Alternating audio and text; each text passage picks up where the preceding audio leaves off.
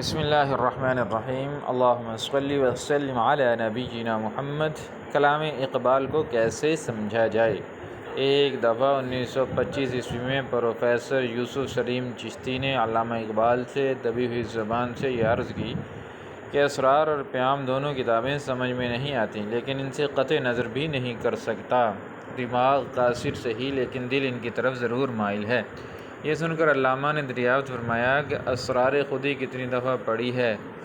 جواب میں کہا، جناب والا، ساری کتاب تو نہیں پڑھی، صرف پہلا باب پڑھا، لیکن وہ سمجھ میں نہیں آیا، اس لیے آگے پڑھنے کی ہمت نہ ہوئی۔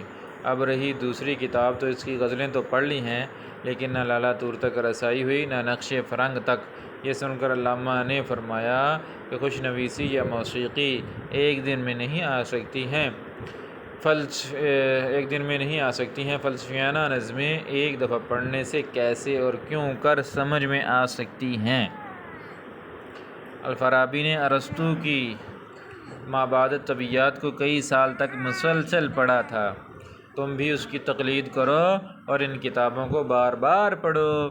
رومی اور تلاش انسان۔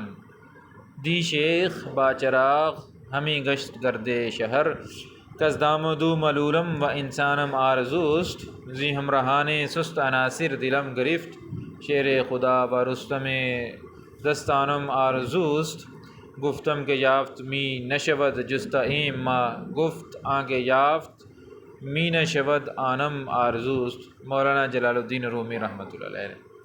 اقبال رحمۃ اللہ علیہ نے مولانا روم رحمہ اللہ کی ایک مشہور غزل کے 3 اشعار آغاز میں ذکر کیے ہیں۔ ان کے مضمون کو مثنوی کے مطالب و مقاصد سے جو مناسبت ہے وہ کسی تشریح کی محتاج نہیں۔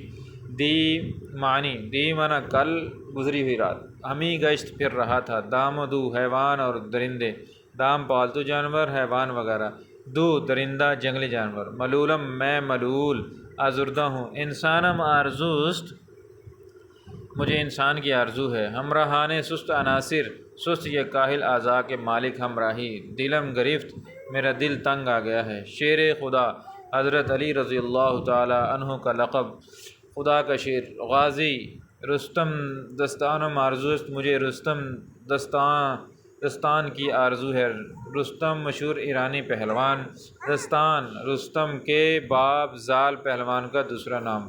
یافت می نشود مل نہیں رہا، جستیم ما ہم نے تلاش کیا ہے، آنکہ یافت می نشود وہ جو نہیں مل رہا ہے، آنم آرزوس مجھے اسی کی آرزو ہے۔ 3 لفظوں کا یہ مختصر جملہ اس عنوان کی جان ہے۔ اسرار خودی کی پوری روح ایک جملے میں پوشیدہ ہے۔ ترجمہ و تشریح۔ کل چراغ لیے، دی شیخ با چراغ ہمیں گشت گردے شہر، کل شیخ چراغ لیے شہر میں گھوم رہا اور کہہ رہا تھا، کزدامدو ملولم و انسانم آرزوست کہ میں جانوروں، حیوانوں اور درندوں سے تنگ ہو گیا ہوں، مجھے کسی انسان کی آرزو یا تلاش ہے۔ یعنی جو آدمی ہر جگہ چلتے پھرتے نظر آتے ہیں، ان کی حقیقت چوپایوں اور درندوں کی سی ہے۔ زی ہمراہان سست عناصر دلم گرفت، ان سست الوجود اور نکمے ہمراہیوں سے تو میرا دل بیزار ہو گیا ہے۔ شیر خدا و رستم دستانم آرزوست مجھے شیر خدا رستم دستاں جیسے شجاع اور بہادر انسان کی تلاش ہے۔ گفتم کہ یافت می نشود جستیم مہا، میں نے کہا وہ تو نہیں مل رہا جسے آپ بہت تلاش کر